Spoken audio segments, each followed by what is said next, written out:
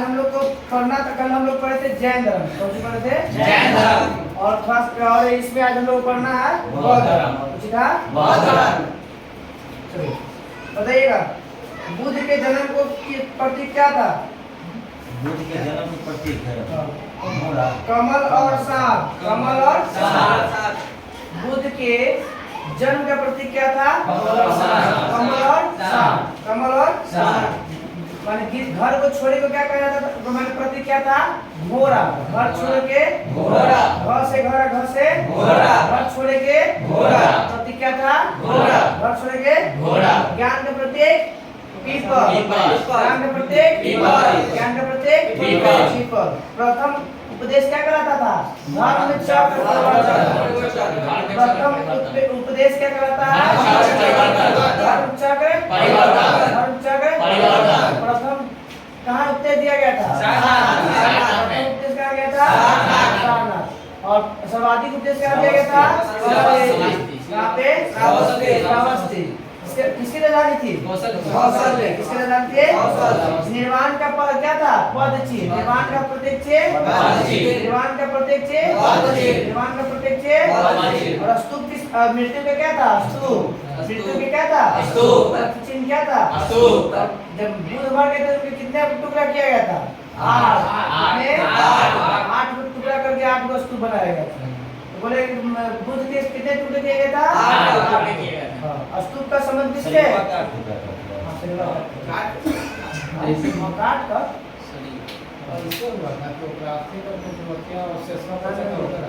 नहीं काटा गया था। कहना था कि नहीं, स्तूप का मतलब ये होता है बलि कैसे चलता है? पुल बंदर में लड़का डाला जाता है ना, वैसे ही उनका टुकड़ा काटा गया था। किसका सर? नहीं काटा गया पहली बार ना काटे वो अलग व्यवस्था था, तो राख अलग हो गया था। मेवानू तो पूरी तरह से काटा गया। हाँ सही को काटा गया। चला जाता है एशिया, देख लिया एशिया का ज्योतिर्पुंज किसी का है? 8 टुकड़ा किसी का लिएगा उसको? 8 टुकड़ा किसी के लिए? रात को आप 8 टुकड़ा बना सकते हैं? भाग बांट सकते हैं। ले लाइट ऑफ एशिया हो सकता है, हम लाइट ऑफ एशिया किसे कहा था? एशिया का ज्योतिर्पुंज किसे कहा था? लाइट ऑफ एशिया एशिया का ज्योतिर्पुंज। जन्म कब हुआ था? 563 बुद्ध का जन्म 563 ईसा पूर्व। बुद्ध का जन्म 563 मरे थे कितना साल में? 80 साल में। 80 साल घटाएंगे तो 483 ईसा पूर्व। कहाँ जन्म हुआ था? लुम्बिनी। कहाँ पे? लुम्बिनी। कहाँ पड़ता है? नेपाल। कहाँ पड़ता है? नेपाल। सर ईसापुर में इसी मतलब समय घटता था, जैसे एडी है बढ़ता है समय। ईसा के जन्म से पहले और ईसा के जन्म के बाद के समय से चालू हो गया था सही से। पिता का क्या नाम था? बुद्ध के पिता का नाम सुधोधन। पिता का नाम सुधोधन। पिता का नाम सुधोधन। किस जाति के थे? सातवाहन के मुखिया थे। सातवाहन के यात्री कुल। हाँ वो महावीर किसमें थे? यात्री कुल में थे। और बुद्ध किसको थे? शाक्य। माता का क्या नाम था? माया देवी। बुद्ध के माता का नाम बुद्ध के माता का नाम बुद्ध के माता का नाम माया देवी। इनके जन्म के 7वें दिन क्या जाता है? मृत्यु। उनके बाद इनका लाना पास कौन करता है?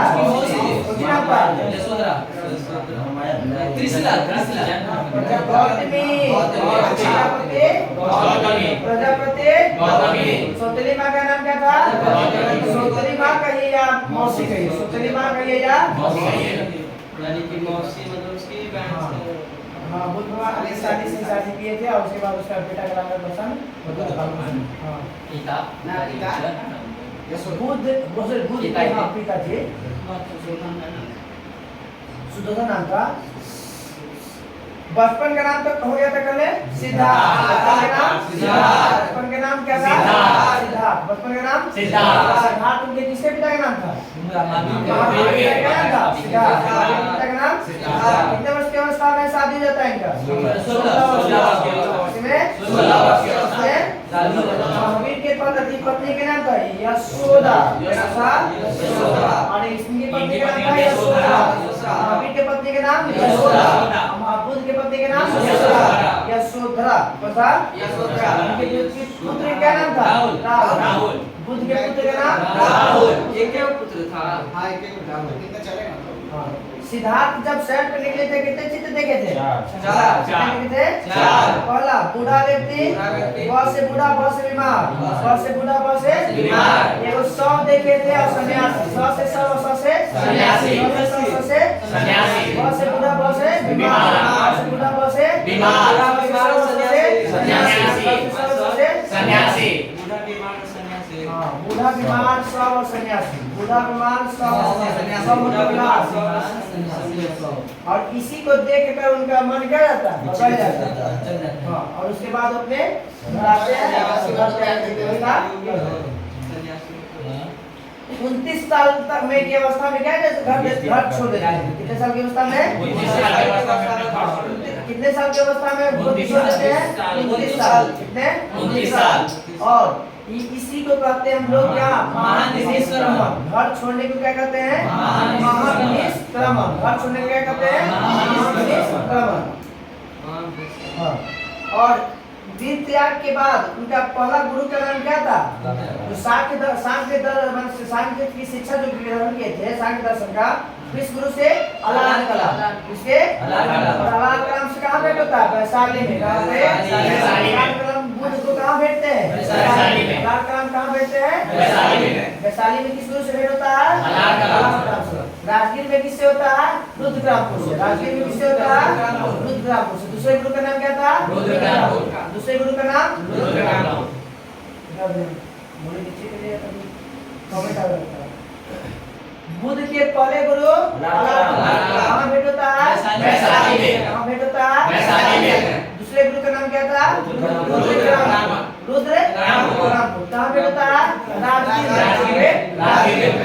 पहला जो गुरु थे उनसे किसकी शिक्षा लेते हैं? सांख्य दर्शन की। किसके? सांख्य दर्शन। हाँ।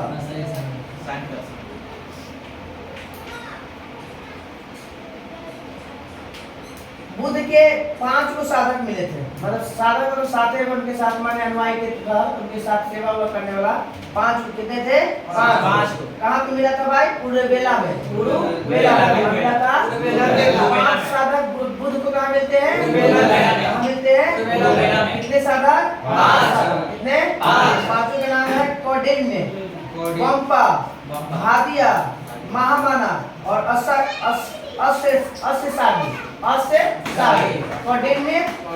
कौंडिन्य था, वंपा था, भादिया था, महानामा था और असागी था। बोलिएगा। पहला कौंडिन्य, दूसरा वंपा, तीसरा भादिया, तीसरा चौथा महानामा, चौथा लास्ट में था असागी। क्या थे? 5 साधक थे। बिना अन्य जल ग्रहण किए 6 वर्ष तक क्या किए थे? तपस्या किए थे। कहाँ किए थे भाई?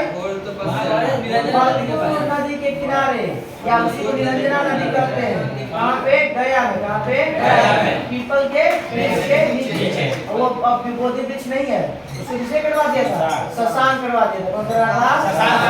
कौन कटा दिया था? शशांक। बाद उसके स्थान पर नया पीपल, वो भी उसी पर उसकी पूजा होता है।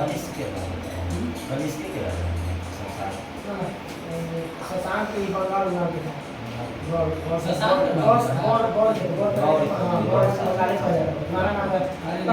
बंगाल का प्राचीन नाम है गौर। बंगाल का प्राचीन नाम क्या है? गौर का शासक कौन था? शशांक। ज्ञान प्राप्ति के बाद सिद्धार्थ क्या बन गए? बुद्ध। ज्ञान प्राप्ति के बाद क्या बन गए? बुद्ध। पहले क्या जानते थे? सिद्धार्थ। किसके नाम से जानते थे? सिद्धार्थ। पहला उपदेश कहाँ दिए थे तो पता है? क्या कहते हैं? तो धर्म चक्र, धर्म को महाभिनिष्क्रिय, और प्रथम उपदेश देने को, मरने को को महापरिनिर्वाण कहते हैं। अपना प्रथम जो भारतीय उपदेश दी थी किस भाषा में? पाली भाषा। किस भाषा में? पाली। की भाषा क्या था? क्या था? पाली। बुद्ध ने अपने उपदेश कहाँ दिया था सर? कौशल, वैशाली और शाम्बी था। सर्वाधिक उपदेश तो बताए थे श्रावस्ती। इनके समय प्रमुख अनुयायी पूछता है बहुत बार कि इसमें जो अनुयायी थे कौन थे? बिंबिसार। बिंबिसार कौन था? बिंबिसार कौन था? हर एक वंश के संस्थापक। बिंबिसार कौन था? हर एक वंश के संस्थापक। कौन था? और हर एक वंश को क्या कहते हैं? पितृहंतावत। पितृहंतावत। इस वंश को पितृहंतावत कहते हैं। इस वंश को पितृहंतावत कहते हैं। उसके बाद दूसरा था प्रसेनजीत। कौन था? प्रसेनजीत। तीसरा था उदयन। उदयन जैन में भी था और जैन में भी था। बुद्ध के समय कौन कौन राजा था? तो पहला था बिंबिसार, प्रसेनजीत, उदयन। प्रसेनजीत था, बिंबिसार था, उदयन। यहाँ पे देखता अद्भुत भारत के लेखक एल बासन के अनुसार 49 दिन तक तपस्या किया था, प्राप्त हो गया मात्र 49 दिन। एल बासन में वो अपना पुस्तक लिखता है, उस पुस्तक की चर्चा है मात्र 49 दिन में क्या प्राप्ति हो जाती है।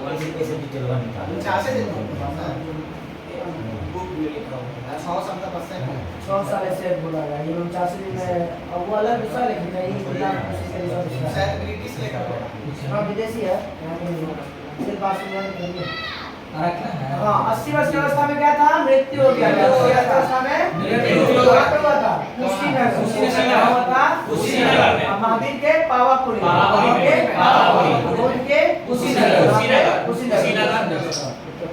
कैसा हुआ था भाई? तो कुशीनगर में शुद्ध खा रहे थे। कैसे? शुद्ध। और प्रसाद खाए थे, उनके मृत्यु हो गया था। प्रसाद के में चलते मरे गए।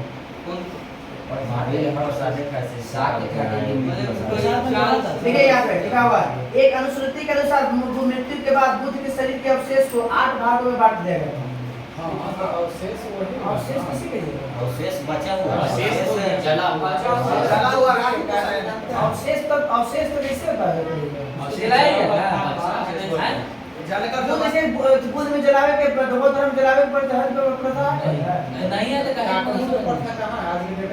तो आज नहीं कर सकते, और आज की घटना थोड़ी ऐसा पूर्व घटना है। धर्म के जो अभिमान रहा है ना, तो उसमें भी 4 अभी प्रचार भाग हो गया। हीनयान, महायान, एवं था बिच्छू का ब्रजयान कितना था? ब्रजयान। उसमें तीनों में अलग अलग हो गया था। हो सकता है देखिए सर, लेकिन वो समझ लीजिए बात कर रहा है सही का अवशेष का मतलब वही होता है जो बच जाता है। अवशेष का मतलब बचा होता है, और ऐसे में जलावे के तो पता माना कोई बहुत अब ऐसे लोग का दिन का क्वेश्चन नहीं है। बताना कि बुद्ध के जन्म और मृत्यु को जो तिथि के चीनी परंपरा के कैनोन अभिलेख के आधार पर निश्चित किया गया। मतलब इनकी मृत्यु और जन्म किस अभिलेख से लिया गया? कैनोन अभिलेख। ये कैसे कहाँ पे देखिए कैसा अभिलेख है? तो चीनी अभिलेख। कैसा है? चीनी अभिलेख। कैसा अभिलेख है? चीनी अभिलेख। कैनोन अभिलेख। बौद्ध धर्म के विशद जानकारी हमने किसमें मिलता है? त्रिपिटक में। त्रिपिटक मतलब 30 पुस्तकों का संग्रह। क्या है? 30 पुस्तकों का संग्रह। विनय पिटक, सुत्त पिटक, विनय पिटक, सुत्त पिटक। त्रिपिटक का मतलब होता है 3। त्रिपिटक का मतलब होता है 3 पुस्तकों का संग्रह। 3 पुस्तकों का संग्रह। विनय पिटक, सुत्त पिटक, अभिधम पिटक। विनय पिटक बौद्ध धर्म के नियम के चर्चा मिलता है। बौद्ध धर्म की चर्चा विनय पिटक। बौद्ध धर्म की चर्चा विनय पिटक। नियम की चर्चा कहाँ मिलेगा? विनय पिटक। अब तीनों भाषा क्या था? पाली भाषा में लिखा था। तीनों विनय पिटक, सुत्त पिटक, अभिधम पिटक लिखा गया था। लास्ट में बड़े सही से नहीं समझ रहे। विनय पिटक, सुत्त पिटक, अभिधम पिटक। अभिधम है। अभिधम पिटक। विनय पिटक, सुत्त पिटक, अभिधम पिटक। त्रिपिटक में कितने पुस्तकों की चर्चा है? विनय पिटक, सुत्त पिटक, अभिधम पिटक। और नियम की चर्चा विनय पिटक। और धार्मिक सिद्धांत की चर्चा सुत्त पिटक। धार्मिक सिद्धांत की चर्चा विनय की चर्चा। नियम की चर्चा विनय। नियम विनय। और बौद्ध धर्म धार्मिक सिद्धांतों की चर्चा धार्मिक सिद्धांतों की चर्चा। उसके बारे में नहीं दिया मतलब उसी का है, पहले सूत्र पीछे का मतलब ये दिया गया है, इसी को दिया गया है। तो दो को याद है तो तीसरा इसको मार देंगे।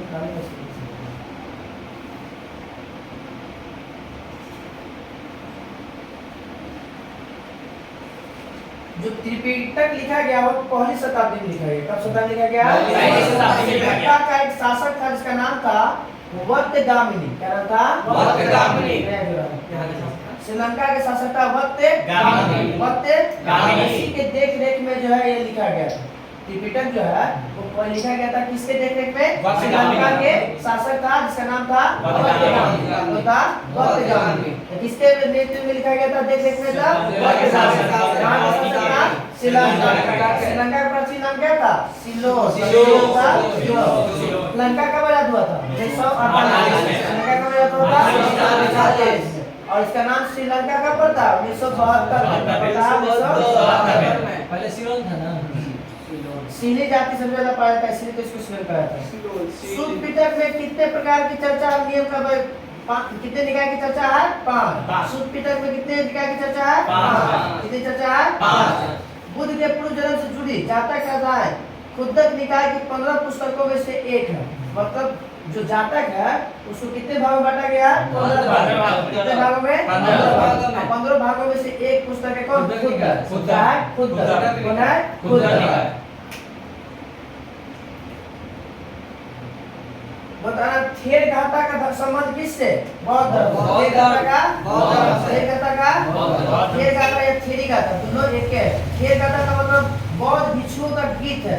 बोलेगा कि बौद्ध भिक्षुओं के गीत की चर्चा किसमें? थेर गाथा में किसकी चर्चा मिलता है? बौद्ध भिक्षुओं के गीत। और थेरी गाथा में भिक्षु नहीं है, मतलब थेर गाथा पुरुष से संबंधित है और थेरी गाथा महिला से। थेर गाथा पुरुष के बारे में गाने की चर्चा है और थेरी गाथा में महिला के बारे में। भिक्षा मांगने के समय अपना कुछ गुनगुनाते होंगे लोग, जैसे कैसे आते लोग सरंगी बजा के हम लोग के समय आते हैं वैसे। चार रोटी का ठंडा करेगा। बुद्ध में पुनर्जन्म की मान्यता है। बुद्ध में पुनर्जन्म की मान्यता है। उसमें भी था पुनर्जन्म।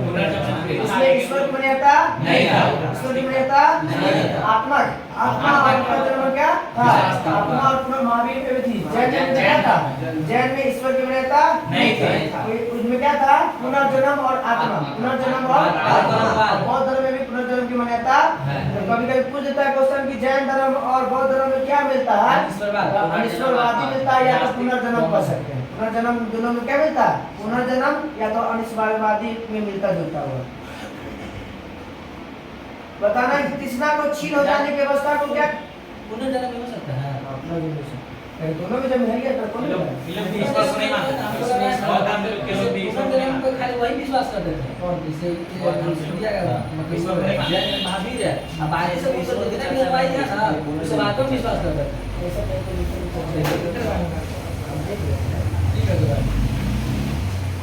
बौद्ध धर्म में पुनर्जन्म की मान्यता। बौद्ध धर्म के मूल अनिश्वरवादी और आत्मा की परिक्रमा भी नहीं है। इसमें बौद्ध धर्म के अनिश्वरवादी है, मूलतः क्या था? अनिश्वरवादी। इसमें आत्मा की परिक्रमा नहीं मिलती है। आत्मा के बारे में बौद्ध धर्म चर्चा नहीं मिलता। और पुनर्जन्म दोनों में है। उसमें पुनर्जन्म में है, उसमें ईश्वर की चर्चा नहीं है और आत्मा की है, तो इसमें आत्मा के नहीं है। अनिश्वरवादी जब पढ़िए तो ईश्वर की चर्चा कहाँ जाएगा? ईश्वर की चर्चा भी नहीं, दोनों में ईश्वर की चर्चा नहीं है। मिलता है तो पुनर्जन्म, मिलेगा तो तृष्णा को छीन हो जाने को क्या कहा गया है? निर्वाण। तृष्णा मतलब शरीर से प्राण निकल जाने को क्या कहा जाता है? तृष्णा वही कहा गया। इच्छा अपनी इच्छा मार दीजिए, आप निर्वाण प्राप्त हो जाएगा। पृथ्वी पर कोई ऐसा इंसान है जो अपनी इच्छा को मार सकता है? नहीं। कुछ न कुछ इच्छाएं हैं सबके पास, कुछ करो। विश्व दुखों से बड़ा ये सिद्धांत किसने दिया था? बुद्ध ने। विश्व दुखों से बड़ा ये सिद्धांत किसने दिया था? कहाँ से लिया गया था? विश्व दुखों से बड़ा ये शब्द कहाँ से लिया गया? ठीक है, दो प्रकार की इसमें होता है, एक भिक्षुक एक उपासक। भिक्षुक एवं उपासक। भिक्षुक और उपासक। भिक्षुक और उपासक।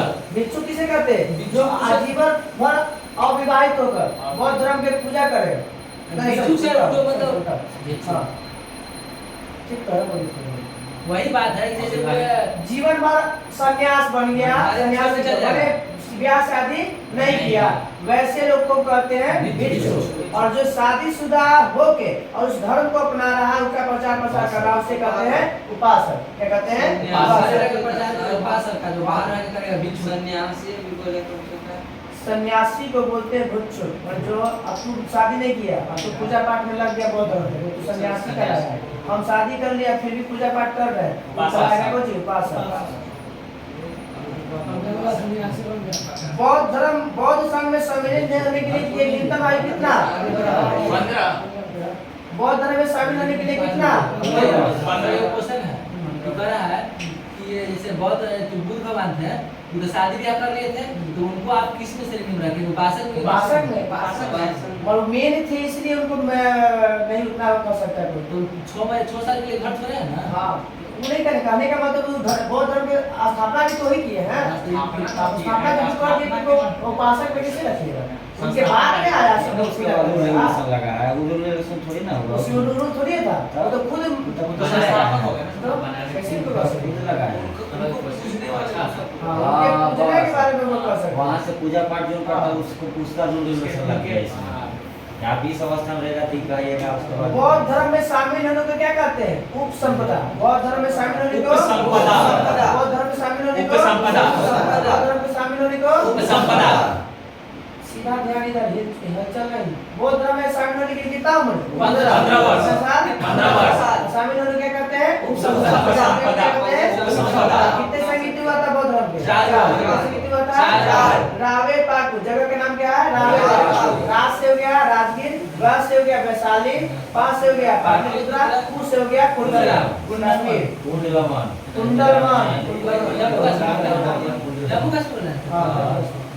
रावे पाकु याद रखिएगा। और अका आयक याद रखिएगा। कोई चीज नहीं, शासक अका। पहला कौन? अजातशत्रु। क से कालाशत्रु, फिर अशोक, फिर क से कनिष्क। अजातशत्रु, अशोक, अजातशत्रु, कालाशोक, अशोक और कनिष्क। और अ से अजातशत्रु, क से कालाशोक, क से कालाशोक, क से अजातशत्रु, अ से अशोक, अजातशत्रु, लास्ट में कनिष्क। पहला अजातशत्रु, दूसरा अजातशत्रु, तीसरा अशोक, चौथा कनिष्क। पहला स्थान कहाँ हुआ था? राजगीर। राजगीर। दूसरा वैशाली, तीसरा पाटलिपुत्रा, चौथा कुंडलवन, चौथा कुंडलवन। कहाँ है? कश्मीर। कहाँ है? कश्मीर। अब कब हुआ है? पहला 483 ईसा पूर्व, 100 साल घटा दीजिएगा, 383 ईसा पूर्व, 250 ईस्वी में, ईसा पूर्व में, 250 ईसा पूर्व में ईसा के प्रथम शताब्दी, 483 ईसा पूर्व, 383 ईसा पूर्व, 250 ईसा पूर्व, ईसा के प्रथम शताब्दी, ईसा के प्रथम शताब्दी में कनिष्क गद्दी पर कब बैठा था? 78 ईस्वी में। कब बैठा था? 78 ईस्वी में। उस संवत की शुरुआत भी उसी समय करता है। और इसी के समय हुआ था कौन चीज? चौथा बौद्ध संगीत हुआ था। 98 भी दिया यहाँ पे डेट दे दिया हमने कहा थोड़ा फुल्का में ईसा के प्रथम शताब्दी में होते हैं। 98 ईस्वी तक है। चौथा बहुत संगीत है, उसमें तो ईस्वी का प्रथम शताब्दी का चल रहा है, वही तो नायका में सब चेंज करता है। तो यार नेचर तो नायका में आप लोग के लिए ठीक है, आप लोगों को परेशानी करेगा। हम लोग को पहले याद है पहले क्या है? तो 4 संगीत हुआ था। पहला हुआ था, अध्यक्ष किए थे महाकश्यप। पहला महाकश्यप। दूसरा सभाकामी। पहला महाकश्यप, पहला दूसरा सभाकामी, दूसरा सभाकामी, तीसरा 30 याद रखिए 30, तीसरा नोबली पुत्र 30 होता है कालक का नाम। तीसरा 30, तीसरा 30, चौथा वासुदेव। एगो अश्वघोष, एगो अश्वमित्र, अश्वघोष, एगो अश्वमित्र, एगो अश्वघोष, अश्वमित्र। पहला संगीति कब हुआ था? 483, दूसरा 383, तीसरा 383 और तीसरा 250 ईसा पूर्व, चौथा 98 ईस्वी में। पहला के समय राजा दूसरा कालासुर, तीसरा अशोक। चौथा कनिष्क। पहला काम हुआ था राजगीर। पहला काम हुआ था राजगीर। राजगीर। दूसरा काम हुआ था वैशाली। वैशाली। क्या हुआ था पाटलिपुत्र। पाटलिपुत्र। चौथा काम हुआ था मंडलवार। पहला के गुरु कौन थे? अध्यक्ष कौन थे? महाकश्यप। कौन थे? महाकश्यप। दूसरा सभाकामी। सभाकामी। सभाकामी। तीसरा तीसरा तीस। और चौथा में वासुमित्र और वासुदेव। तीसरा में बोल दीजिएगा। अब अपना अपना आंख बंद करके एक बार अपने से सोचिए, पहला कब हुआ था? 483 में। दूसरा 383। तीसरा 250। चौथा 98। पहला किस राजा के काल में? अजातशत्रु। दूसरा जालासो। तीसरा चौथा स्थान बताना। पहला कहाँ? राजगीर। दूसरा वैशाली। तीसरा पाटलिपुत्र। चौथा कुंडलवन। अध्यक्षता बताना। पहला महाकश्यप। दूसरा सभाकामी। तीसरा मोगलीपुत्र। चौथा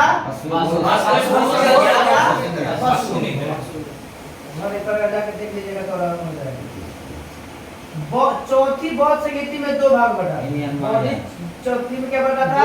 दो भाग में। कितने भाग में? दो भाग में। उसमें कौन था शासक? कनिष्क।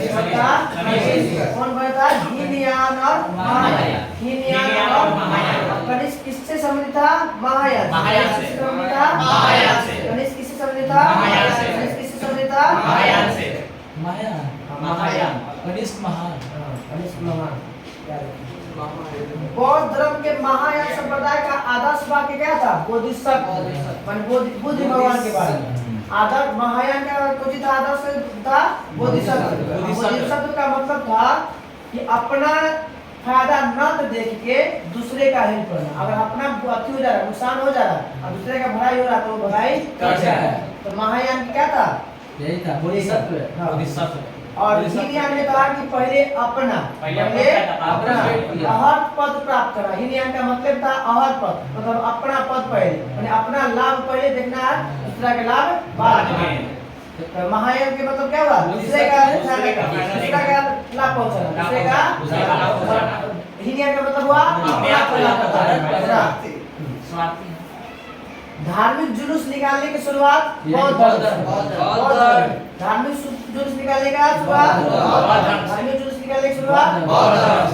और इनके वैशाखी पूर्णिमा को पवित्र क्यों माना जाता है? क्योंकि उनका जन्म मृत्यु हुआ और जो ज्ञान की ज्ञान की प्राप्ति और मृत्यु तीनों वैशाख के पूर्णिमा के दिन। इसीलिए बुद्ध में पूर्णिमा का महत्व बहुत ही ज्यादा है। जन्म भी पूर्णिमा के दिन, ज्ञान की प्राप्ति भी पूर्णिमा और मृत्यु भी पूर्णिमा।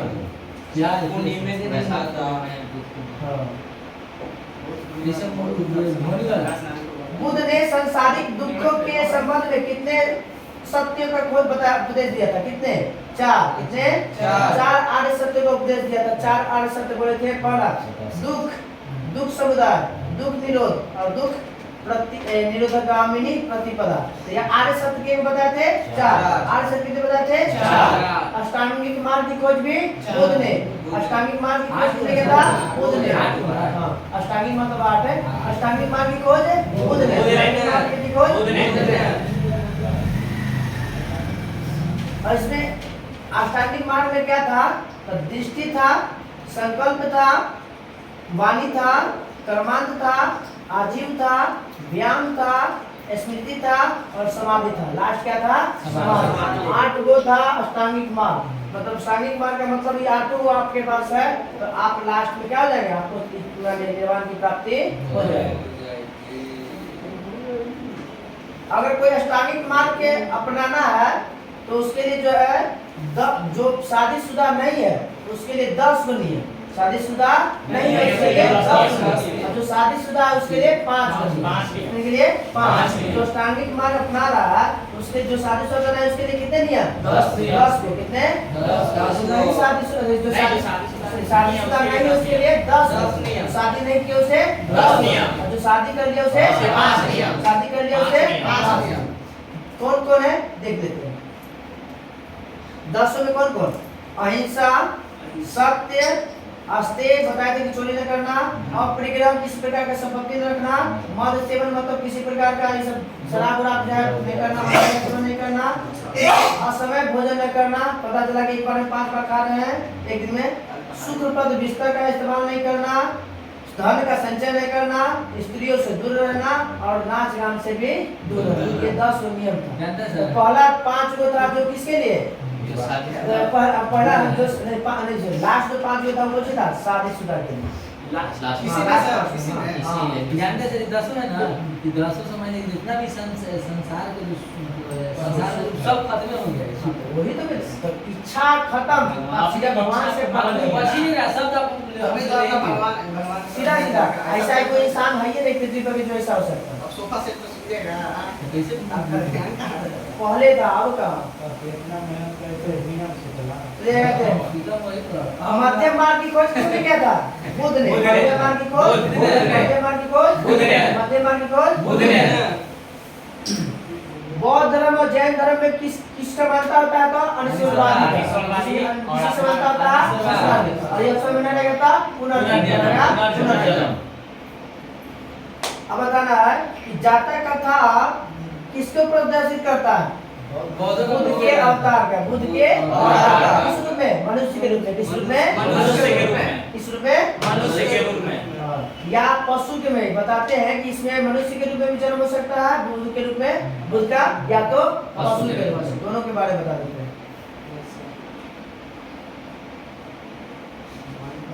बताए थे कि बुद्ध का प्रथम मूर्ति मथुरा से बुद्ध का प्रथम मूर्ति मथुरा से बुद्ध का प्रथम मूर्ति मथुरा से बनाया गया था, मगर सर्वाधिक मूर्ति प्रथम मूर्ति प्रथम मूर्ति और सब सर्वाधिक पहला जो मूर्ति बनाया गया था उनका किस शैली में? मथुरा शैली। पहला मूर्ति बना था वो सबसे ज्यादा जो मूर्ति बनाया गया वो इसमें, इसलिए बताया गया कि मथुरा का संबंध किस शैली से?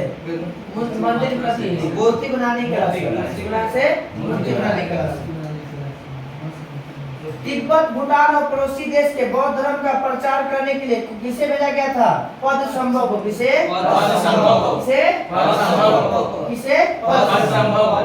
इसीलिए बौद्ध धर्म के वज्रयान शाखा में से था। जो पद संभव थे किस शाखा से जुड़े हुए थे? कितने शाखाएं थे? 3। कितने शाखाएं थे? हीनयान, महायान, प्रज्ञान। हीनयान, महायान, प्रज्ञान। हीनयान, महायान, प्रज्ञान। मूर्ति पूजा इनमें से कौन करता था? हीनयान। मूर्ति पूजा कौन करता था? हीनयान। मूर्ति पूजा कौन करता था? हीनयान। और ज्यादा भोग विलास वाला ब्रजयान। ज्यादा भोग विलास वाला ब्रजयान। महिला शामिल करने के कारण ही जो है बौद्ध धर्म क्या हुआ? बर्बाद हो गया। इनका एक पार्टी था, अच्छा थी क्या बोलते शिष्य, नाम था उपाली। उपाली किसका शिष्य? बुद्ध के। ये ना वैसे बता रहे हैं नहीं, मीरा बना है शायद। मीरा कृष्ण के उपासक से लेकिन 1400 की घटना बताई वो पूरा वहाँ पे राजस्थान के राजा के बेटा से ठीक है शादी वाला तो मर जाता है, जब मर जाए तो उसके बाद पूरा विधवा के घर बाहर कर देता है और पूरा जीवन अपना कृष्णमूर्ति उठाकर महात्मा गांधी के शिष्य था मीरा बने। सर उल्टा बता दिया। चला गया तो महात्मा इसके बारे में इसमें सब महिलाओं को बताया बिना पीटे की चर्चा करवाता है, बिना पीटे का करवाता है उपाली। बिना पीटे की जो किताब है ना करवाता है उपाली। सुख पीटे की करवाता है आनंद। सुख पीटे की करवाता है आनंद। आनंद और उपाली ये उपाली कहता है कि महिला के सामने यहीं से बौद्ध धर्म का विकास होने के कारण चल रहा है। बुद्ध भगवान मना करते हैं कि महिला शामिल नहीं होना चाहिए। नहीं होता तो अच्छा था। ये इतना शाखा टूटबे नहीं करता, इतना शाखा चलिए कहते हैं। भारत में महत्वपूर्ण बौद्ध मठ है, फेमस है, पूछता है इससे क्वेश्चन बताइएगा। तंबोमत अरुणाचल प्रदेश। हिमाचल प्रदेश, तंबोमत हिमाचल प्रदेश। तंबोमत हिमाचल प्रदेश। स्पीति घाटी कहाँ है? हिमाचल प्रदेश। स्पीति घाटी हिमाचल प्रदेश। स्पीति घाटी हिमाचल प्रदेश। स्पीति घाटी में बनाया गया तंबोमत। स्पीति घाटी में बनाया गया तंबोमत। कहाँ पे? हिमाचल प्रदेश। कहाँ पे? हिमाचल प्रदेश। दो याद रखिए, तंबोमत और सासुरमत। तंबोमत तो तीन गो तंबो सासुर नाम गया, तंबो सासुर नाम गया, तंबो सासुर नाम गया, तंबो सासुर नाम गया। क्या है? हिमाचल प्रदेश में मठ है। इसका मठ है बुद्ध के। इससे बुद्ध के। बताइए कि हिमाचल प्रदेश में कौन कौन मठ है? इसमें से तंबो स्पीति सासुर और नाम गया, तंबो सासुर और नाम गया, तंबो सासुर नाम गया, तंबो सासुर नाम गया, तंबो सासुर नाम गया। क्या है ये? मठ मिलता है हिमाचल प्रदेश। मिलता है हिमाचल प्रदेश। तंबो मिलता है कहाँ पे? स्पीति घाटी पे। तंबो का मिलता है स्पीति घाटी पे। सासुर का मिलता है लाहौल स्पीति में। लाहौल स्पीति कहाँ मिलेगा? लाहौल स्पीति। लाहौल स्पीति। और नाम क्या मिलता है? धर्मशाला में। नाम क्या मिलता है? धर्मशाला में। नाम क्या मिलता है? धर्मशाला में। धर्मशाला में ये क्रिकेट स्टेडियम भी है ना? वही हिमाचल प्रदेश हाँ, की पहाड़ी इलाका, पहाड़ों से घिरा हुआ है वो पूरा धर्मशाला। एकदम पहाड़ अच्छा। HPCL। उसका आउटफिट बहुत तेज है। तो हिमाचल में कितने मठ है? तीन मठ। हिमाचल में कितने? तीन मठ। पहला तंबो, पहला तंबो। पहला तंबो। तंबो नाम का आदमी गया था ससुर बन के, और गया था कहाँ पे? नाम दिया गया। याद करके अपना जैसे बनाना है बना लीजिए। तंबो नाम के आदमी गया था ससुर के बाद कहाँ गया था? नाम गया। तो तंबो ससुर नाम गया, तंबो ससुर नाम गया, तंबो ससुर नाम गया। हिमाचल प्रदेश के तीनों खत्म है। लद्दाख में दो गो, लद्दाख में दो गो, लद्दाख में दो गो। हिमिस और ठीक से, हिमिस और ठीक से, हिमिस और ठीक से, हिमिस और ठीक से, हिमिस और ठीक से, ठीक से, ठीक से। हिमिस ठीक से, हिमिस हिमिस और ठीक से। कहाँ पे? लद्दाख। लद्दाख कहाँ में। पे? लद्दाख में। कहाँ पे? लद्दाख में। और ये अभी वर्तमान में कहाँ पे है? जहाँ हम जम्मू कश्मीर, बताइए कैसी समझो? लद्दाख और जम्मू कश्मीर दोनों कैसे? स्थान दे रहा है लद्दाख और राज्य के शासित प्रदेश दे रहा है ये जम्मू कश्मीर। बाकी हाई दोनों अलग हो गया। अच्छा तो मेरा मतलब जब वाला नहीं हुआ होगा उस टाइम पे नहीं होगा। अभी वर्तमान में तो नया किताब है ना? 2022 के है। हाँ 2022 2019 में अभी 20 में अभी 2019 में 11 लग गया। लद्दाख देना चाहिए इसको। याद रखिएगा हिमिस और ठीक से कहाँ पे? लद्दाख। जम्मू कश्मीर याद नहीं रखना। हिमिस और ठीक से आज देख लीजिएगा। हिमिस और ठीक से कहाँ पे? लद्दाख। हिमिस और ठीक से कहाँ पे? लद्दाख। अब याद रखना है बोध गया तो जान ही रहे हैं, बोधि मंडा मत करा था। बोधि मंडा मत। बोध गया के बोधि मंडा मत। बोधि मंडा मत। बोधि मंडा मत। जाने के बुद्ध का मेन स्थान कहाँ पे? बोध गया। बोध गया में। नाम ड्रालिंग, नाम ड्रालिंग, नाम ड्रालिंग, नाम ड्रालिंग। ये पड़ता है मैसूर में। कहाँ पे? मैसूर में। नाम ड्रालिंग मैसूर में। नाम ड्रालिंग मैसूर में। मैसूर में कहाँ पड़ता है? कर्नाटक। कर्नाटक। कर्नाटक में है नाम ड्रालिंग, नाम ड्रालिंग, नाम ड्रालिंग, नाम ड्रालिंग। नाम ड्रालिंग कहाँ मिलेगा? मैसूर में। मैसूर। मैसूर कहाँ पड़ता है? कर्नाटक। तवांग मठ अरुणाचल प्रदेश। तवांग तवांग मठ अरुणाचल प्रदेश। तवांग मठ अरुणाचल प्रदेश। सबसे ये तो सबसे बड़ा मठ लगता है तवांग मठ। सबसे बड़ा? सबसे बड़ा हाँ सबसे बड़ा बौद्ध मठ कौन था? तवांग। सबसे बड़ा बौद्ध मठ तवांग। सबसे बड़ा बौद्ध मठ तवांग। कहाँ पे? अरुणाचल प्रदेश। अरुणाचल प्रदेश। सबसे बड़ा तवांग मठ है कहाँ पे? अरुणाचल प्रदेश। कहाँ पे? अरुणाचल प्रदेश। सिक्किम में एगो है रूमटेक। रूमटेक। रूमटेक कहाँ पे? सिक्किम में। और सिक्किम की राजधानी कहाँ है? गंगटोक में। गंगटोक। रूमटेक कहाँ पे? सिक्किम। रूमटेक सिक्किम। रूमटेक सिक्किम। रूमटेक सिक्किम। रूमटेक सिक्किम। अब एक बार याद कर लीजिएगा। एक और है एक उत्तराखंड में मिड्रालिंग। मिड्रालिंग एक का नाम ड्रालिंग ना। मिड्रालिंग और नाम ड्रालिंग में फंसिए नहीं। मिड्रालिंग कहाँ पे है? मिड्रालिंग है आपका यहाँ पे उत्तराखंड। मिड्रालिंग कहाँ पे? उत्तराखंड। मिड्रालिंग कहाँ? उत्तराखंड। मिड्रालिंग कहाँ? उत्तराखंड। नाम ड्रालिंग कहाँ पे? मैसूर। नाम ड्रालिंग कहाँ? मैसूर। नाम ड्रालिंग कहाँ? मैसूर। नाम ड्रालिंग मैसूर। नाम ड्रालिंग मैसूर। मिड्रालिंग उत्तराखंड। उत्तराखंड। उत्तराखंड। उत्तराखंड राजधानी उत्तराखंड। याद रखिएगा। हिमाचल प्रदेश में तीन गो। हिमाचल प्रदेश में तीन गो। तंबू सासुर और नामग्या तंबू सासुर नामग्या तंबू सासुर नामग्या तंबू सासुर नामग्या लद्दाख में दो हिमिस और ठीक से लद्दाख में पहला हिमिस दूसरा ठीक से पहला हिमिस दूसरा ठीक से लद्दाख में पहला हिमिस दूसरा ठीक से पांच को क्लियर दो को याद रखिए एक याद रखिए कहाँ पे गया में बुद्ध के नाम पे है याद नहीं रखना है बोधिमंडा मठ एक याद रखना है कहाँ पे अरुणाचल प्रदेश कहाँ पे तवांग कौन है तवांग कहाँ पे तवांग कहाँ पे भारत का सबसे बड़ा बौद्ध मठ कौन है भारत का सबसे बड़ा बौद्ध मठ तवांग अरुणाचल प्रदेश भी खत्म एक याद रखना है मैसूर वाला नाम ड्राली कहाँ पे मैसूर में कौन सा नाम ड्राली मैसूर में कौन सा मठ है नाम ड्राली मैसूर में कौन सा मैसूर में कौन सा उसके बाद एक याद रखिए कहाँ पे उत्तराखंड कोचिता मिट्राली उत्तराखंड में लगा था मिट्राली उसके बाद सिक्किम में था कौन सा ठीक से रूमटे कोचिता कौन सा है रूमटे सिक्किम में रूमटे जाता है ग्रुप में टेंशन हो गया क्लियर एक बार की चर्चा कर लीजिए जल्दी जल्दी हिमाचल प्रदेश में पहला तंबू तीसरा नामग्या पहला तीसरा नामग्या तीनों कहाँ पे हिमाचल प्रदेश लद्दाख में क्या लद्दाख में पहला पहला दूसरा पहला दूसरा पहला तीसरा बिहार में तो जान ही रहे बोधिमंडा मठ ये हो गया मैसूर में नाम मैसूर में और उत्तराखंड में मिट्राली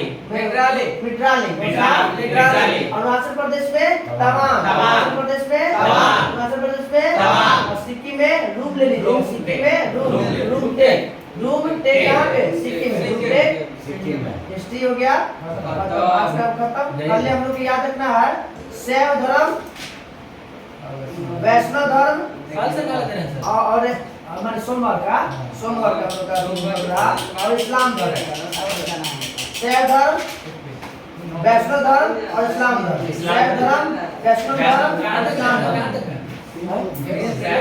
इस्लाम धर्म पेज नंबर आएगा 10 में पूरा सीधा भी देख लो ज्योग्राफी में हम लोग कल क्या था होमवर्क विभिन्न स्थलाकृतियां और कहाँ तक था तो एशिया महाद्वीप से पहले तक था कहाँ महाद्वीप से पहले तक था कोई दिक्कत नहीं है बोलिएगा और याद बोले की जिम्मेदारी आपका याद करे की जिम्मेदारी हमारा याद करवावे के निर्माण के आधार पर स्थलाकृति कितने प्रकार के तीन प्रकार के स्थलाकृति कितने प्रकार के किस आधार पे निर्माण के आधार पे पर्वत पठार और मैदान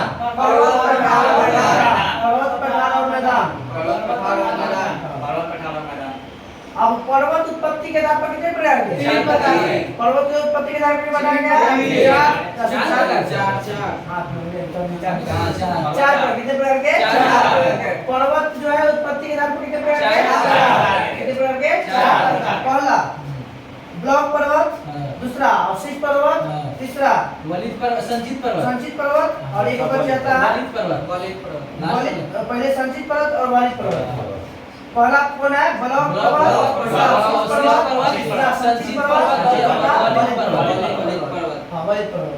सर्वाधिक विस्तार किसका मिलता है बड़ा जितने भी सब बड़ा कौन है रॉकी जाता है हिमालय आता है एंडी जाता है हिलाल आता है का ये सब चीज कितना है वालिद पर्वत का उदाहरण तो अब आते हैं हम लोग ब्लॉक पर्वत जर्मनी के हाँ ब्लैक फॉरेस्ट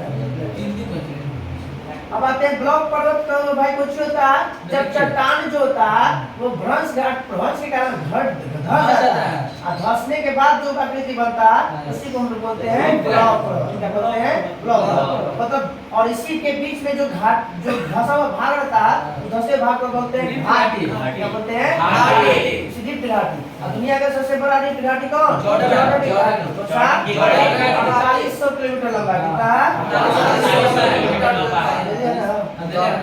कितना किलोमीटर लंबा है? 4800। जॉर्डन घाटी की लंबाई कितना? 4800 कितना? 4800 किलोमीटर। जॉर्डन नदी घाटी का कहाँ पे? 4800 किलोमीटर। इस नदी पे है जाम्बेजी नदी का फैलाव है इसका जाम्बेजी नदी का। तो लाल सागर के बेसिन से कहाँ तक? जाम्बेजी नदी। लाल सागर का रंग लाल किसके कारण? लाल शैवाल के कारण। लाल शैवाल। लाल सागर का रंग लाल किसके कारण? लाल कलर 3 प्रकार का होता है ना? कौन कौन? लाल, हरा और भूरा। लाल, हरा और भूरा। लाल, हरा और भूरा। तो ब्लैक और ब्लू और वाइट था, ब्राउन था, वो थी आइरिश। लाल हरा भूरा होता है इसमें। कहा कि प्लेट विवर्तनी शब्द का सबसे पहला प्रयोग किसने किया था? टूजो विल्सन। प्लेट विवर्तनी सिद्धांत के शब्द का जो पहला प्रयोग करने वाला व्यक्ति कौन था? टूजो विल्सन। कौन था? टूजो विल्सन। क्या का शब्द का प्रयोग किया था? प्लेट विवर्तनी सिद्धांत का पहला शब्द का प्रयोग किसने किया था? 1965 में। 1965 में किसके देश के बाद युद्ध होता है? भारत और पाकिस्तान। भारत और पाकिस्तान। और व्याख्या बोलेगा कि प्लेट विवर्तनी की व्याख्या किसने किया था? J.H. मॉर्गन। मॉर्गन याद रखिए, पुराना याद रखिए। कौन है? J.H. मॉर्गन। व्याख्याकर्ता कौन है? व्याख्याकर्ता प्लेट विवर्तनी शब्द का दिया था कौन? टूजो विल्सन। और व्याख्याकर्ता कौन था? मॉर्गन। व्याख्याकर्ता मॉर्गन। अब पर्वत निर्माण के विभिन्न सिद्धांत है, बहुत सारे लोग दिए अलग अलग, तो बताना। भूसंतति का सिद्धांत किसने दिया था? कोबर। भूसंतति का सिद्धांत कोबर। भूसंतति का सिद्धांत कोबर। भूसंतति का सिद्धांत तापीय संकुचन। तापीय बताइए कहाँ पे ठंडा होगा? ताप कहाँ ठंडा होगा? फ्रीज में। कहाँ पे? फ्रीज में। फ्रीज से बन गया J-फ्रीज। क्या बन गया? J-फ्रीज। तापीय संकुचन का सिद्धांत J-फ्रीज। तापीय संकुचन का सिद्धांत तापीय संकुचन का सिद्धांत J-फ्रीज। उसके बाद फिसलन, महाद्वीपीय फिसलन, महाद्वीपीय फिसलन, विस्थापन, डेली फिसल पे याद रखिएगा, डेली फिसल पे।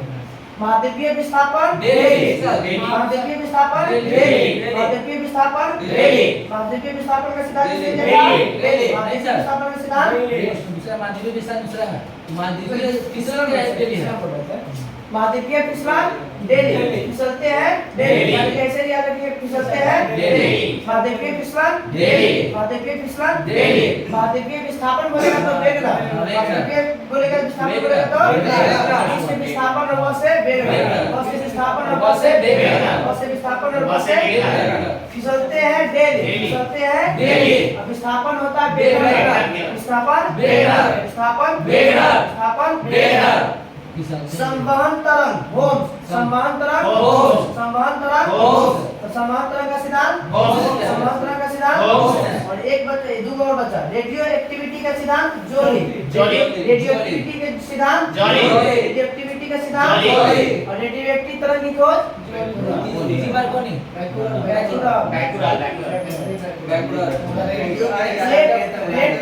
प्लेट विवर्तनी सिद्धांत हैरी है। प्लेट विवर्तनी सिद्धांत तो पहला क्या था? भूसंतति कोबर। भूसंतति तापीय संकुचन का ताप का ठंडा होगा बन जाएगा तापीय संकुचन तापीय संकुचन। उसके बाद फिसलन महाद्वीपीय फिसलन फिसलते हैं महाद्वीपीय फिसलन महाद्वीपीय फिसलन महाद्वीपीय विस्थापन महाद्वीपीय विस्थापन महाद्वीपीय विस्थापन। उसके बाद संवहन तरंग होम्स। संवहन तरंग होम्स। संवहन तरंग होम्स। संवहन तरंग होम्स। उसके बाद radio activity radio activity radio activity. Last होता है कौन? प्लेट विवर्तनी सिद्धांत कौन? हैरी हैंस सिद्धांत। प्लेट विवर्तनी शब्द कौन दिया था? टूजो विल्सन बोलेगा। प्लेट विवर्तनी सिद्धांत कौन दिया था? 1965 व्याख्या क्या था? व्याख्या क्या था? पहला हो गया ब्लॉक पर्वत खत्म। अब ब्लॉक पर्वत के उदाहरण कौन कौन था? यहाँ पे लिएगा 3 कितने? 3 देखो पाकिस्तान में साल्ट रेंज नामक जो ब्लॉक पर्वत कहाँ पे है? पाकिस्तान में। ब्लॉक पर्वत कहाँ पे है? पाकिस्तान। एक है फ्रांस में, एक है वोजेस कहाँ पे है? वोजेस कहाँ है? वोजेस कहाँ है? ब्लैक फॉरेस्ट कहाँ है? जर्मनी। ब्लैक फॉरेस्ट कहाँ है? ब्लैक फॉरेस्ट कहाँ है? अब आते हैं लोग अवशिष्ट पर्वत। कौन सा? अवशिष्ट पर्वत। कह दिया पर्वत चट्टानों के अपरदन के कारण बनता है। अपरदन मतलब कुछ होता है टूटना। अपरदन मतलब है टूटना। अपरदन मतलब है टूटना। अपरदन मतलब टूटना या गिरावट का घटना टूटना अलग हो जाएगा। अपरदन मतलब होता है कटना। अपरदन होता है कटना। टूटना अलग होता है, वो अक्षय होता है। टूटना मतलब होता है अक्षय, क्या होता है? टूटना। और अपरदन होता है कटना या गिरावट का तो जैसे अब अवशिष्ट पर्वत का उदाहरण कौन है? सब भारत में, भारत में याद रखिएगा। को याद रखना विदेश में, बाकी सब भारत में। विंध्याचल पर्वत अवशिष्ट पर्वत का उदाहरण है।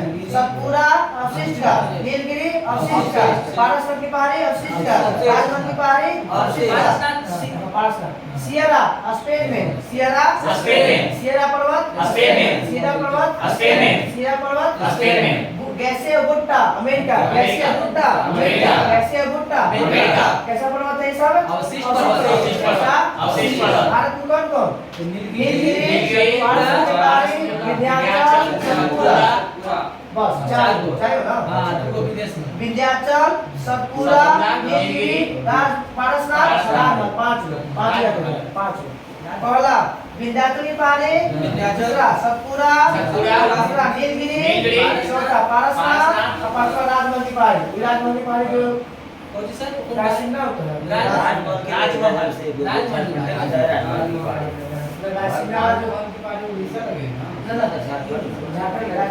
राजमहल पारसनाथ की पहाड़ी सब वही है। राजसिंह के पहाड़ी राष्ट्रपति भवन के पीछे था। राजसिंह 3-4 किलोमीटर दूर है। क्वेश्चन पूछेगा इनमें से कौन अवशिष्ट पर्वत है? बताइए। याद रखना भारत के 5 विदेश के 2 स्पेन के एगो अमेरिका। स्पेन का सियरा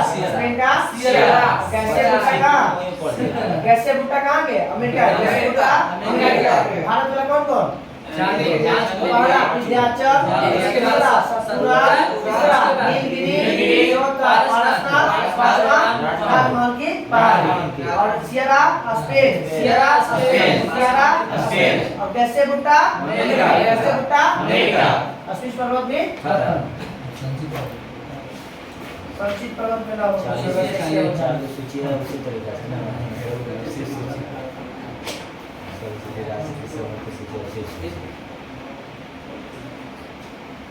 भूपटल पर मिट्टी, बालू, कंकड़, पत्थर, लावा को एक स्थान पे जमा होने से जो संचित मतलब इकट्ठा होना। कहने का मतलब है संचित मतलब इकट्ठा होना। संचित मतलब इकट्ठा होना। जितने भी सामान जो है, जितने भी कंकड़, बालू, पत्थर अगर एक जगह हो गया, उससे जो आकृति बना उसे पर्वत को क्या कहेंगे हम? संचित पर्वत। ये मिलेगा कहाँ पे? रेगिस्तान में। बालू के स्तूप जो मिलता है ना, जो उसी को मिल जाएगा हमको कहाँ पे? संचित पर्वत का उदाहरण कर सकते हैं। अब आते हैं बलित पर्वत।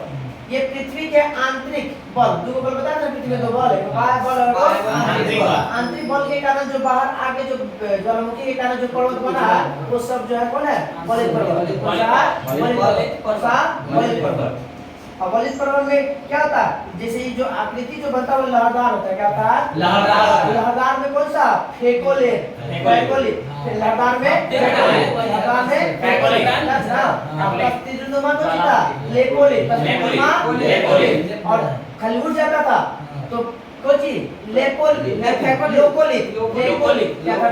गया तो लेकोलिथ। लहरदार आ गया था फेकोलिथ। आपका त्रिजुंडुमा आ गया था laccolith.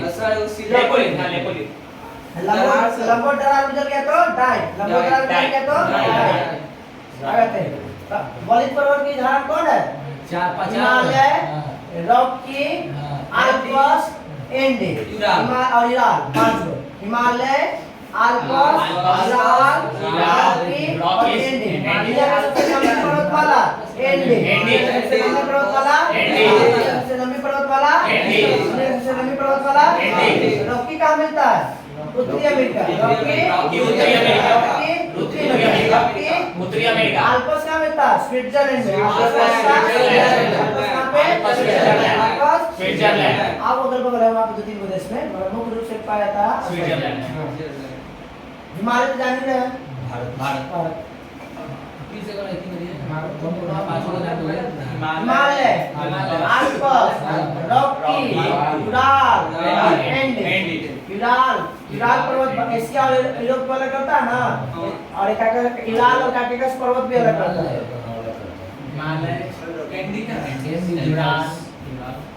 Himalaya, Andes, Ural, Rocky, आगे आल्प्स।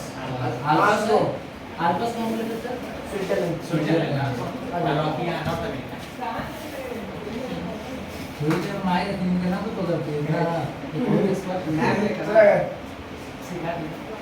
जो विशाल विशाल जो पर्वत बने आज से 30 मिलियन पहले, मतलब 30 लाख पहले, 30 मिलियन मतलब 3 करोड़ 3 करोड़ वर्ष पहले। 1 मिलियन बराबर होता है 10 लाख, 1 मिलियन बराबर होता है 10 लाख, मतलब 3 करोड़ वर्ष पहले सबका निर्माण हो चुका है।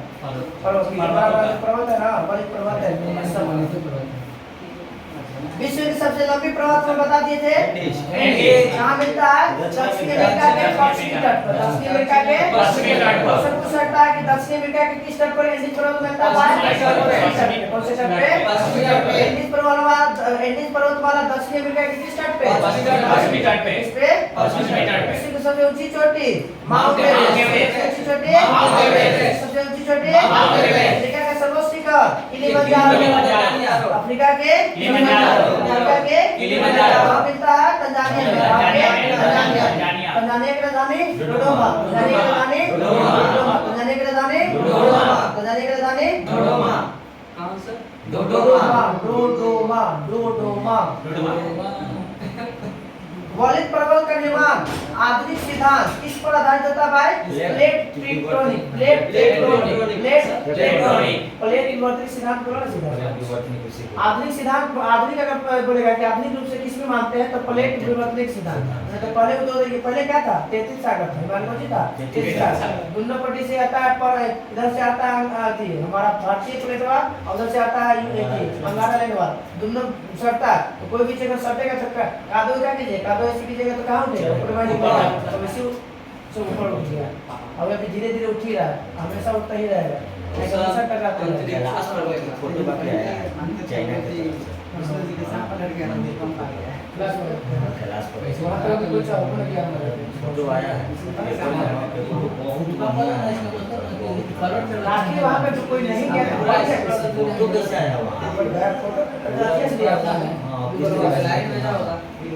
मना कर दिया अच्छा भारत को खोज कर लेकिन मना कर दिया, नहीं जाने दे रहा अपना। पूछेगा कि आज जो हिमालय है वहाँ पहले क्या करने से जाता था? 33 सागर के नाम से। क्या से? 33 सागर। एक बार पूछा हुआ क्वेश्चन है कि आज जो हिमालय स्थित है वहाँ पहले क्या था? 33 सागर। क्या था?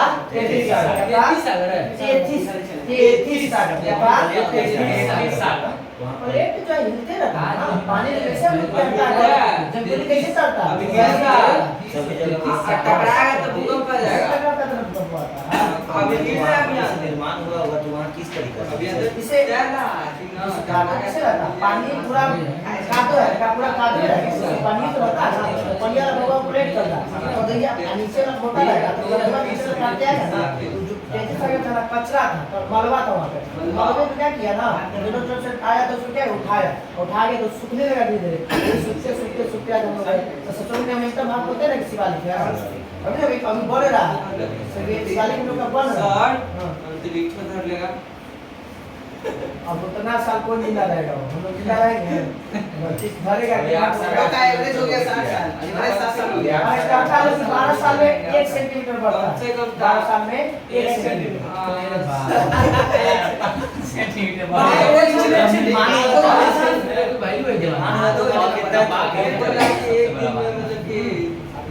और जब निर्माण हुआ तो कितने मीटर का होगा फिर? इसमें दिया तो नहीं है, फोटो चलेगा। पहला वाला इसका सर्वेक्षण होता है 1830 से 43 के बीच में किया था। जॉर्ज एवरेस्ट नाम का करता अपने नाम पर रखा गया और चर्चा नहीं किया। 15 चोटी के नाम से तो जानते हैं, चोटी नंबर 15 के नाम से जानते हैं इसको। चौकी नंबर 15 850 तो थोड़ी ना होगा 48 पहले से था ना, फिर 48 से तो 50 हो गया। 50 समझ लीजिए कि आई बात सही बात है। 12 साल में 1 सेंटीमीटर, 12 साल में 1 सेंटीमीटर बराबर है 44 साल में एक को चीज 12 सेंटीमीटर बोला था ना, 2.24 तो कितना हो जाएगा? एक इंच बराबर कितना? 2.54 बड़ा लंबा प्रोसेस है। आपको ऐसे काम राजे 30 करोड़ वर्ष के 3 करोड़ वर्ष किया है पूरा कहते हैं लोग। तो 4 प्रकार के पर्वत हम लोग पढ़ लिए। अब आगे आते हैं। भारत का अरावली पर्वत विश्व का सबसे पुराना है। सबसे पुराना विश्व का सबसे पुराना पर्वत और सबसे नवीनतम पर्वत हिमालय। सबसे नवीनतम पर्वत हिमालय। सबसे नवीन हिमालय का कौन सा भाग बोलेगा नवीनतम है तब बोलेंगे शिवालिक। सबसे पुराना पर्वत सबसे पुराना पर्वत सबसे नवीनतम पर्वत हिमालय। नवीनतम पर्वत हिमालय। हिमालय का कौन सा भाग नवीनतम है तब शिवालिक बनी रहा है। नीचे वाला भाग तो अभी कोमल है, नीचे खोद सकते हैं और ऊपर वाला भाग क्या है सब कठोर हो गया है। सर विश्व के मतलब कि सबसे बड़ा की जमीन ले जाने वाला कौन सा है? क्वेश्चन समझ आएंगे तब ना। मतलब कि जमीन के अंदर जो सर सबसे गड्ढा स्थान है वो हरियाणा गर्त है। प्रशांत महासागर खोजा गया।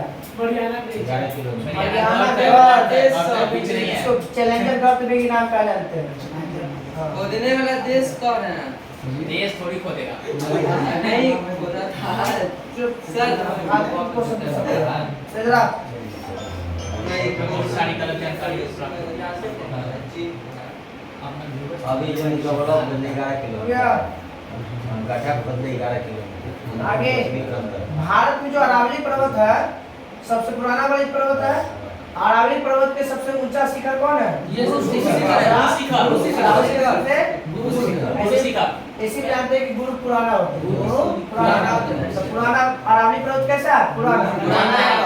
छोटी का नाम है गुरु शिखर। गुरु शिखर का नाम है गुरु शिखर। क्या नाम है? गुरु शिखर। इसकी ऊंचाई कितनी है? 1722 मीटर। 1722 मीटर। समुद्र तल से ऊंचाई 1722 मीटर। इसका गुरु शिखर की ऊंचाई 1722 मीटर। अब दूसरा पर्वत खत्म हो गया। अब पठार को पठार की समान ऊंचाई 300 से 500 मीटर। 300 से 500 मीटर। से 500 मीटर। 300 से कम वाला को क्या कहते हैं? एक हजार से ऊपर वाले को पर्वत। 1,000 से ऊपर वाले को पर्वत। 1,000 से ऊपर वाले को पर्वत। तिब्बत के पठार की ऊंचाई कितना? 16,000 फीट। तिब्बत के पठार की ऊंचाई 16,000 फीट। पठार की ऊंचाई 16,000 फीट। तिब्बत के पठार की ऊंचाई 16,000 फीट। बोलिविया के पठार की ऊंचाई 12,000। बस से बोलिविया, बस से 12,000। बस से बोलिविया, बस से 12,000। बोलिविया पहाड़ की ऊंचाई 12,000 फीट। 12,000 फीट। 12,000 फीट। कोलंबिया का पठार 7800। कोलंबिया का पठार 7800। कोलंबिया का पठार की ऊंचाई 7800। बोलिविया के 12,000। बोलिविया के 12,000। बोलिविया के 12,000। कोलंबिया के 1800। कोलंबिया के 1800। कोलंबिया के 1800। कोलंबिया के 12,000। कोलंबिया के 12,000। और उसके बच गया एक और तिब्बत के पठार 16,000। 16,000। 16,000 16,000। सबसे ऊंचा पठार है तिब्बत का पठार 16,000। बाकी का छत का रहता है। बाकी का सपाट है ना। विश्व का सपाट का छत जैसा भी कैसे भी जैसा पठार सपाटे सबसे रहते ऊंचा हैं। पठार तिब्बत है ना। हाँ, ऊंचा में तिब्बत। अब पठार कितने प्रकार के होते हैं? पठार पठार 5 प्रकार के होते हैं। कितने प्रकार के? 5 प्रकार के। कितने प्रकार के? 5 प्रकार के। कितने प्रकार के? 5 प्रकार के। अंतरपर्वतीय पठार, अंतरपर्वतीय पठार, अंतरपर्वतीय पठार, पर्वतपदीय पठार, पर्वतपदीय पठार, तीसरा महाद्वीपीय पठार, महाद्वीपीय पठार, चौथा तटीय पठार, तटीय पठार, पांचवा गुंबदाकार पठार। गुंबदाकार पर्वतमाला के बीच बनने वाले को पर्वतीय पठार नहीं अंतरपदीय। अंतर मतलब दो के बीच में तो अंतर ना। अंतरपदीय पठार दो पर्वतों के बीच में। पर्वतपदीय जब पर्वत और मैदान के बीच में उठा हुआ समतल मिलेगा तो उसे बोलते हैं पर्वतपदीय पठार। और महाद्वीपीय किसी भी पृथ्वी से जमा को लेकोलिथ, कोई लेकोलिथ के कारण जो निकलता है लेकोलिथ को ऊंचा उठ गया, उठ गया ऐसे लेकोलिथ। जैसे दक्षिण का पठार क्या है?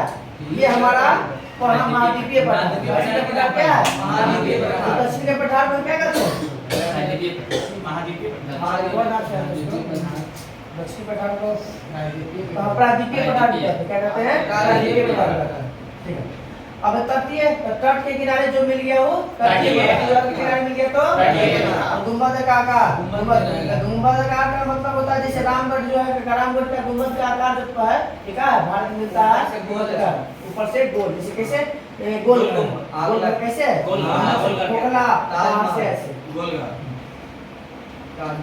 अब पठार भी खत्म हम लोग का पढ़ना है मैदान 500 फीट से कम या लमसम में के 500 से फीट से नीचे वाले क्या कहते हैं? मैदान कहते हैं। 500 से फीट वाले नीचे को मैदान कहते हैं। क्या कहते हैं? मैदान। 500 मीटर फीट है मीटर 500 फीट। मैदान कितने प्रकार के? मैदान तो सब दो प्रकार के मुख्य रूप से मैदान मैदान होता है दो प्रकार के। कितने प्रकार के? दो प्रकार। एक होता है अपवर्तनात्मक अपवर्तन के द्वारा बनेगा एक निक्षेप के द्वारा बनेगा। एक अपवर्तन मतलब कट छट के बना और निक्षेप का मतलब वो कुछ मिला के जमा करके बना दिया। सब तो मैदान के प्रकार के दो प्रकार। मैदान कितने प्रकार के? दो प्रकार के। अपवर्तनात्मक और निक्षेपात्मक। अपवर्तनात्मक एगो निक्षेपात्मक। पहला कौन से बनेगा? अपवर्तन से। क्या बनेगा? अपवर्तन से। कट छट के जो बन गया उसे अपवर्तनात्मक मैदान और किसी चीज को ला के जमा करके जो मैदान बना उसे निक्षेपात्मक मैदान हो गया। अब आते हैं अपवर्तन को कितने भागों में बांटा गया है? तो 5 भाग में। अपवर्तन मैदान कितने भागों में बांटा गया है? 5 भागों में। अपवर्तनात्मक मैदान कितने भागों में? 5 भागों में। जैसे पहला लोएस्ट का मैदान कैसा? लोएस्ट का मैदान। दूसरे जगह से हवा द्वारा लाया गया मिट्टी के द्वारा अगर कोई मैदान बनता है उसे लोएस्ट का मैदान कहते हैं। लोएस्ट का मैदान। दूसरे जगह से हवा के द्वारा लाया गया मिट्टी बालू के कण से बने मैदान को क्या कहते हैं? लोएस्ट का मैदान। कौन सा? लोएस्ट का मैदान। दूसरा कांच का मैदान कौन सा? कांच चूना पत्थर के द्वारा बने हुआ चूना पत्थर के कारण जो बनता है मैदान उसे क्या कहते हैं? कांच का मैदान। चूना पत्थर के द्वारा बने वाला मैदान क्या कहते हैं? कांच का मैदान। कहते हैं कांच का मैदान। एक तीसरा संप्राय मैदान कैसे बनता है? संप्राय मैदान कौन सा? समुद्र तल के निकट स्थित मैदान जिनका निर्माण नदियों के अपवर्तन से होता है। समुद्र तल के निकट जो बनता है मैदान है समुद्र के द्वारा काट छाट के द्वारा वो मैदान को क्या बोलते हैं? संप्राय मैदान। संप्राय मैदान। तो संप्राय मैदान कहाँ मिलेगा? तट पे कहाँ मिलेगा? समुद्र तट पे। और समुद्र तट काट छाट के जो बना देता है मैदान उसे कहते हैं संप्राय मैदान। ग्लेशियर तो ग्लेशियर कहाँ मिलेगा? बर्फ के पहाड़ी इलाका जहाँ पे जमाव के कारण निर्मित दलदल बन जाता है। बर्फ में भी दिखते हैं कहीं लेके पहले गति करता है भूल जाएगा डायरेक्टली अंदर। रेगिस्तान के मैदान तो जान ही रहे हैं। इस वर्षा के कारण बहने वाली नदियों के पानी के फसल जो निर्माण होता है उसे कहते हैं हम लोग रेगिस्तानी का मैदान। अब आते हैं निक्षेपात्मक मैदान। निक्षेप के द्वारा नदियों द्वारा निक्षेप द्वारा बड़े मैदान जो बनते हैं उसे हम लोग कहते हैं निक्षेप का मैदान। जैसे गंगा का मैदान, सतलज का मैदान, मिसिसिपी के मैदान, हांगहो का मैदान। तो मिसिसिपी कहाँ है? अमेरिका। Mississippi America. हांगहो इसे हम हांगहो को पीली नदी कहा जाता है। क्या कहता है? पीली नदी किसे कहा जाता है? हांगहो। चीन का शोक भी हांगहो नदी। चीन का शोक किस नदी को? चीन का शोक और किस नदी को पीली नदी कहते हैं? और एशिया की सबसे लंबी नदी यांगटी सिकियांग। एशिया की सबसे लंबी नदी यांगटी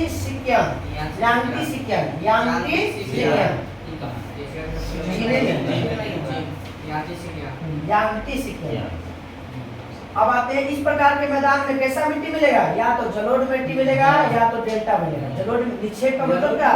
ला जाके छोड़ दिया तो बना बंगाल में कौन? इधर से गंगा जी गया उधर से ब्रह्मपुत्र आ गया दोनों अपना कचरा ला के छोड़ दिया तब बन गया कौन चीज? डेल्टा। क्या बनेगा? विश्व का सबसे बड़ा डेल्टा। सुंदरबन काहे कहते हैं सुंदरबन?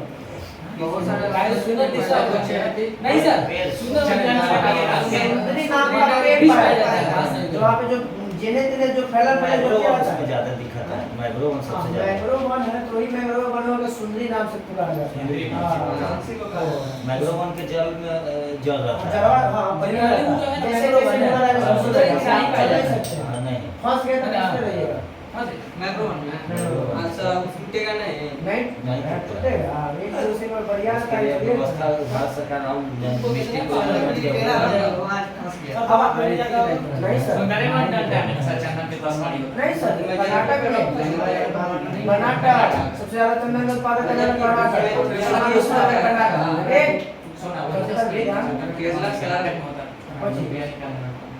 चंदन कर्नाटक, सोना भी कर्नाटक, कॉफी भी कर्नाटक, कॉफी और और कर्नाटक चाय और सोना है। अच्छा चाय सबसे ज्यादा चाय बोलेगा तो असम, अच्छा चाय बोलेगा तो दार्जिलिंग, सबसे अच्छा चाय बोलेगा तो दार्जिलिंग, ऊपर से घाटी हैप्पी घाटी, हैप्पी घाटी कहाँ पे?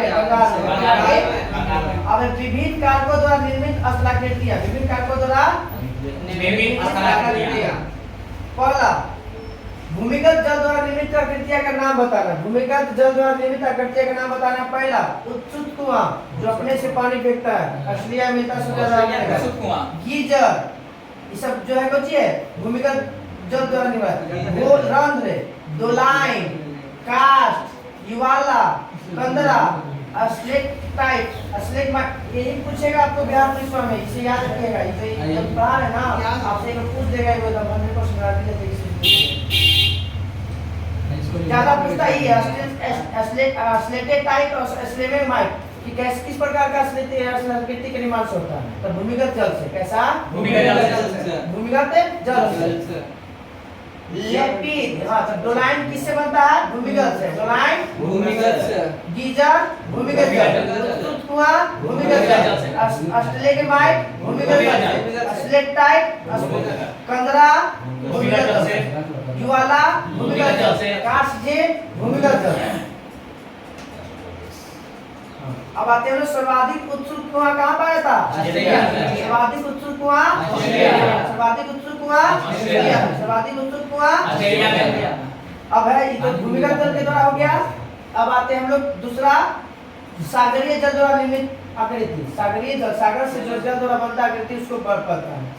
सर्फ, वेला, तंगरिका, इसमें जो जो याद रखना उसी को बोलेंगे।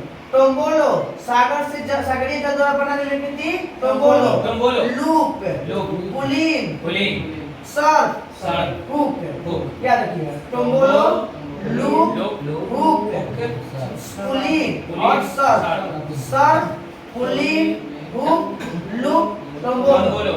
सर्फ, पुलिन, टोंगोलो, हुक, ये सब किससे बना निर्मित है? सागरीय जल द्वारा। किससे? सागरीय जल से। हम जो नाम बोलेगा आप बोलेगा सागरीय जल से, याद हो जाएगा।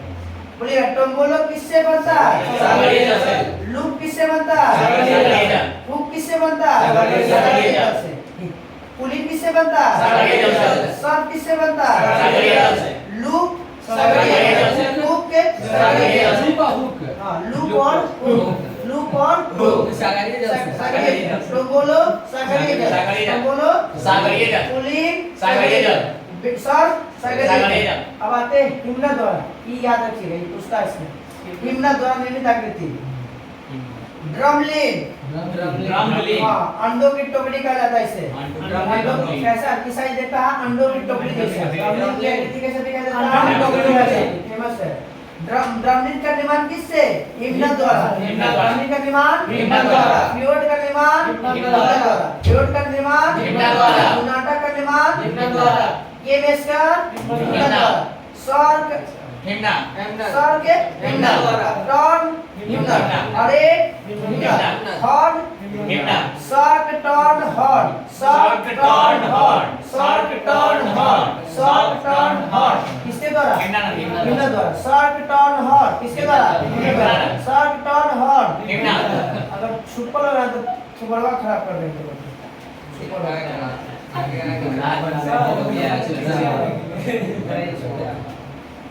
हिमनद द्वारा याद रखना। फेमस क्या नाम है? ड्रमलिन। ड्रमलिन का आकार कैसा मिलता है? अंडों की टोकरी जैसा। बोलेगा कि किसकी आकृति अंडों की जैसी होती है? तो ड्रमलिन। फ्यूड का निर्माण भी फ्यूड हिमनद द्वारा। फ्यूड का निर्माण भी हिमनद द्वारा। सर्क का निर्माण हिमनद द्वारा। टर्न का निर्माण